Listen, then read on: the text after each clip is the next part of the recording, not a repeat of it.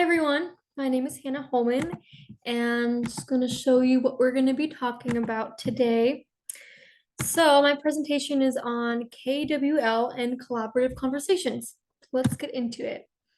So starting with collaborative conversations, they're basically meaningful conversations that utilize academic language and collective discussion to prompt higher level of thinking with their peers. Yeah, so it's respectful and professional conversations, and we'll get into what that looks like a little bit later. I think they're really important because they help students to think in a way that's useful in their specific area or discipline. It increases students' engagement, makes them responsible for their own learning. So here's just some like kind of rules of what students should be doing when having collaborative conversations and what that looks like. So we're just going to go through it pretty quick. So they should avoid unnecessary details. Don't ask another question before the first one has been answered. Do not interrupt another while he or she is speaking. Do not contradict, especially if it's not important. Do not do all the talking. Don't always be the hero of your story, and choose a subject of mutual interest. Be a good listener. So basically, it's just helping students like kind of know, I guess, how to have a respectful conversation with people they work with. And this is just a template from the book you can use to help guide their learning. Now we're going to move on to KWL. So KWL is basically a chart or a graphic organizer that tracks what a student knows, what they want to know, and what they have learned. So this tool I think is really important because it helps students and encourages them to utilize and recall on prior information, recalling what they already know about a subject.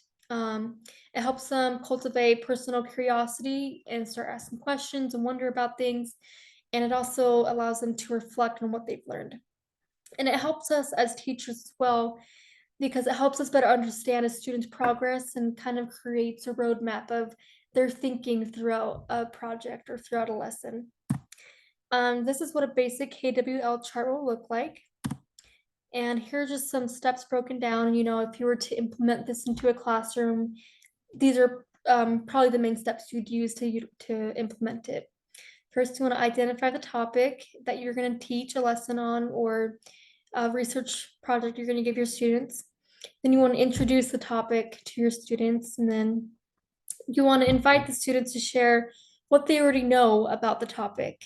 Like have they learned this? Like, do they know anything about it from like a previous lesson? And stuff like that. And they want to ask what they would like to know about the topic, what questions they have, things they've always wondered about.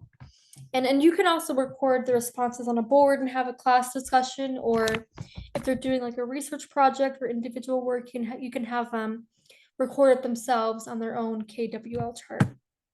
At the end, after they've researched the topic or after you've taught the lesson about it, you can ask them to reflect on what they've learned throughout it. Okay, and there are also some variations, which is really cool because you can add so much to it. So we're just going to go through them. So KWL plus adds summarization, just kind of giving them, it allows them to give the overall knowledge of the subject and really track that.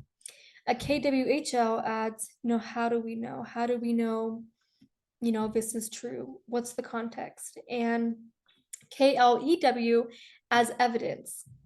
KWHHL adds hard words and hearts, so it helps them identify words they might not understand in the content. And then the heart is, it's like an emotional connection they have, things that really resonates with them emotionally. And then KWLQ adds further questions. So after they've learned about it and reflected on it, they can add further questions they have. Okay, so in closing, we're just going to go through a lesson plan I made for this project. So I'm a theater major, theater education, so I chose to teach a theater history course, and we're talking about Elizabethan theater and Shakespeare. So this is just how I would implement it. It's not the, perfect way to do it, but this is just what I would do if I was teaching a theatrical setting. So to introduce the topic, I would show them a clip of the balcony scene from Romeo and Juliet or Mufasa's death scene from Lion King, and ask them if they know these stories, what is it based off of.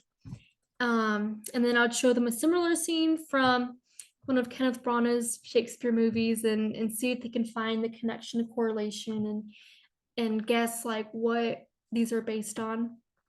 Um, and with this introduction, we'll just get into a discussion about what they know about Shakespeare, if they knew that Romeo and Juliet was based off of Romeo and Juliet, and kind of get into what they know. Um, and then after we have that kind of discussion, I will hand out KWL bingo cards.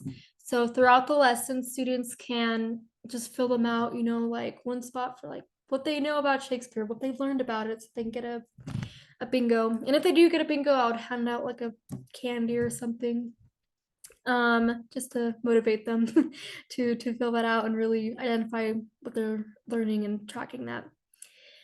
So after that, we would all discuss questions they have about Shakespeare, what they've always wondered about it and stuff like that. And then I'll take into account, what they want to know and answer those questions best I can and teach them further about Shakespeare and his works and his influences and stuff like that. And then at the end, students will finish the bingo cards and I'll have them reflect on what they've learned at the end.